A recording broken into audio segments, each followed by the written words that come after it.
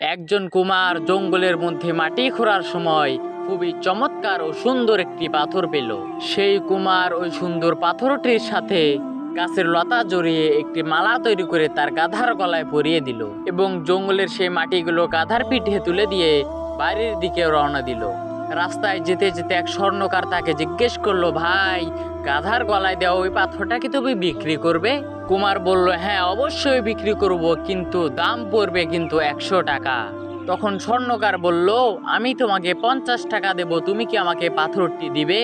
কুমার বলল, না, আমি কখনোই এই দামে পাথরটি দেব না। এই কথা বলে কুমার সেখান থেকে চলে যেতে শুরু করলো।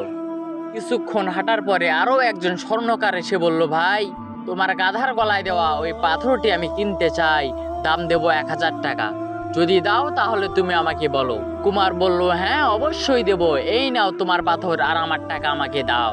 এরপর আগের লোকটি এসে বলতেছে, ভাই, তুমি কি পাথরটি বিক্রি করেছো? কুমার বলে, হ্যাঁ, আমি পাথরটি 1000 টাকা দিয়ে বিক্রি করেছি। স্বর্ণকার তখন চিৎকার করে বলে, আরে ব্যাককল, ওইটা একটা হিরে ছিল যার দাম লাখেরও উপরে।